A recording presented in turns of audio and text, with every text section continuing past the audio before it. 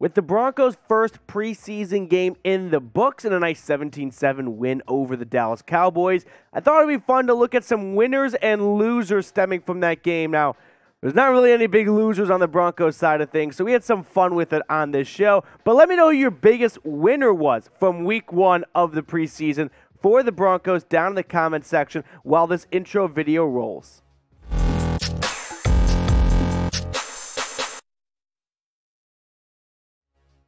This edition of the Broncos Breakdown by Chat Sports is sponsored by Mint Mobile. With plans starting as low as $15 a month, time to start saving. Make the switch right now to the nation's largest 5G provider. When you go to mintmobile.com/chatsports, that link's in the comments and the description. Plus, we'll tell you more about their awesome benefits later on. But let's get into winners and losers. It's a preseason must-do. After every preseason game, you got to see whose stock is going up and whose stock is going down. Now, the Broncos, they dominated at Mile High, so there's no real stock going down on the players' side of things, but I got creative with this, so stay with me. My first winner in no real particular order is Montrell Washington. I loved what I saw out of him in the special teams punt return department, and that's why the Broncos went out and drafted him in day 3 of this past draft class. They were looking for a catalyst on special teams, something they have not had since Holiday, however many years ago, 5 years ago at this point now. Now, Washington's stats in that preseason opener against the Cowboys looks like this. He had 2 punt returns for a total of 45 yards.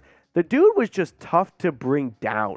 You know, when you look at special team stats, it's probably the most difficult stat to digest from offense to defense because it doesn't really tell the whole story. But Washington was not an easy player to tackle. He was elusive. Someone even called him slippery on Twitter, which I thought fit the bill quite nicely. So, loved what I saw out of Montrell Washington. He's looked like everything we've heard so far in camp. And that's a tough thing in preseason and training camp, is being able to separate fiction from fact, right? Training camp, anyone can look good when you go up against no one on defense. How does that translate to real football against another team? Translated pretty well for Washington in his first game. Let's hope that continues throughout the preseason. My first loser, the Dallas Cowboys. That was so Tom Downey, our Cowboys report here at Chat Sports, just gave me the F-bomb. But, yeah, the most undisciplined game of football I think I've ever seen. They ended with, 17 penalties, Tom? Yeah, and a handful of penalties were declined by Hackett. It could have been higher. That has to be a preseason record. Without even going to look it up, I can confidently say 17 penalties. I mean, that's nearly 2 of Ferris Bueller's 9 times. It was embarrassing for the Cowgirls at Mile High. They looked undisciplined. It looked like it was going to be Dan Quinn's team before the bye week. That's how poorly they played. But we are marching our way to 9,000 subscribers here at the channel. So if you have not hopped on board and joined one of the fastest growing Broncos YouTube channels out there, make sure you go ahead and do so when you click that subscribe button. Before we get to the rest of my winners and losers today, I want to tell everyone about our proud sponsor, Mint Mobile. It's owned by the actor Ryan Reynolds. You may have seen some of his ads. Well, let me fill you in on some of the more details regarding Mint Mobile.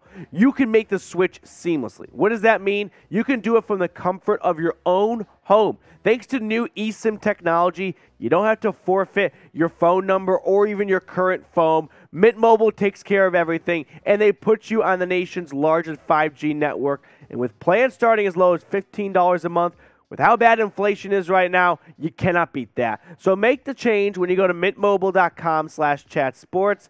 Be on the right side of history when it comes to cell phone providers. That link's in the comments and the description of today's show. My next winner is Josh Johnson. He's in a battle right now with Brett Rippon for that second quarterback spot.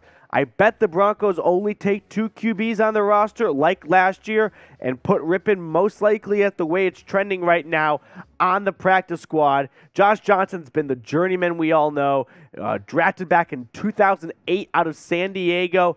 I mean, his wardrobe has pretty much every NFL team's jersey in it. He's added the Broncos to it, and he's looking like he's going to be Russell Wilson's backup. I mean, the way he played yesterday against the Cowboys, going 16 for 23, nearly 200 yards, did not get off to the bestest start, but he put things together down the stretch. He had an awesome second quarter, and I'm thinking at the end of this game, at the end of this week, he's going to be QB2 on this depth chart, ahead of Brett Rypien, behind Russell Wilson. Russ, of course, did not play yesterday against the Cowboys, but he was padded up and he had the clipboard and he was being a teacher's pet on the sideline. He was being Russell Wilson. He's doing everything he could have done without actually stepping foot on the field, and if it was up to him, he probably would have played yesterday. Now, who do you guys predict will be the backup quarterback position? Because with Russ, you've got a pretty safe bet he'll play the entire season because that's what he's done his entire career up until last year. So I think for backup, you're looking for a guy who's just fun to have in the locker room and can, keep morale high and keep the movings meeting in between Sundays. But let me know who you're going with for the backup QB. Is it Josh Johnson or is it Brett Rypien? Type their jersey number down below for me in the comment section. My next loser is not really a loser, but I'm going with George Paton because he has the play yesterday made his job that much more difficult. Cuts are never easy for GMs. Sure, it's easy to go from 90 to 85, but it's tough to cut the 54th, the 55th, and the 56th guys on a roster. And the way this wide receiver room played yesterday, even without stars like Courtland Sutton and Jerry Jeudy, no KJ Hamler, you got some great play out of Kendall Hinton, Montrell Washington. No Tyree Cleveland, but Brandon Johnson, Seth Williams, Jalen Virgil. I mean, these guys really came to play. And it's not just in the receiver room. It was really across the board. There was not an apparent weak spot. I mean, no Javonte Williams, no Melvin Gordon. Mike Boone looked fine. Unfortunate Borghi game, I would say. It was great for him to play in front of his home crowd, right, growing up in the Denver area. Not necessarily the best game he would have hoped for, but Payton's going to have some tough cuts coming up. I mean, the NFL rosters are going to get trimmed closer and closer to 53 over the next couple of weeks. And the way everyone played yesterday, no one identified themselves as an easy cut, I would say, of, yep, he's definitely the first to go. And as a GM, that's how you want it to be. You want to bring in guys who are so good at playing their job, they make life for you miserable, and you can't sleep at night trying to decide who the 5th or 6th receiver will be to make this roster, or who that 10th offense or 9th offensive lineman is going to be. So the way everyone played yesterday, George Paton's job just got a little bit more difficult. But if you guys do have an actual loser from this game, let me know who you're thinking in the comment section, because I really could not identify anyone who was just bad, right? No DB got toasted. I mean, the defensive line got pushed around a little bit to start the game, but every time they did get pushed around, a penalty flag was waiting for them on the field, and it wiped away whatever the Cowboys did on offense. So it never really gained any momentum for the Cowboys, so I didn't have a real hardcore loser coming out of this game. My final winner, probably the biggest winner of the entire game, Baron Browning.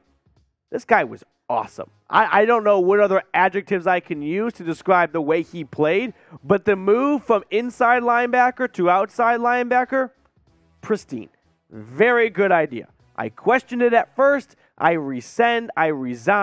No, Baron Browning was fantastic coming off the edge. 4 tackles, a sack, 1 for loss. The coaches had him play essentially the entire game, all right? I mean, he went from the start to the finish, all 4 quarters.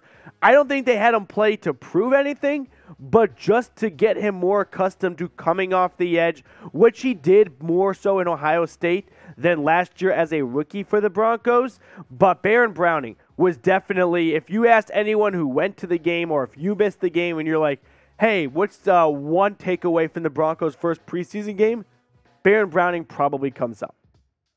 Now, when you look at this depth chart here, the entire linebacker room, definitely still up for grabs and whatnot. But Baron Browning, he is making a case not to just make this roster, but to move up on the depth chart, right? Be that third edge rusher. Because right now it's probably going to be Bradley Chubb and Randy Gregory. But after that, it's up to Browning, Malik Reed, Nick Bonito, and Jonathan Cooper to compete for that number 3 spot. Because chances are Chubb or Gregory will likely miss a game or two if history repeats itself this year. And who's going to be that next man up? Baron Browning absolutely making the case for that to be him come the regular season.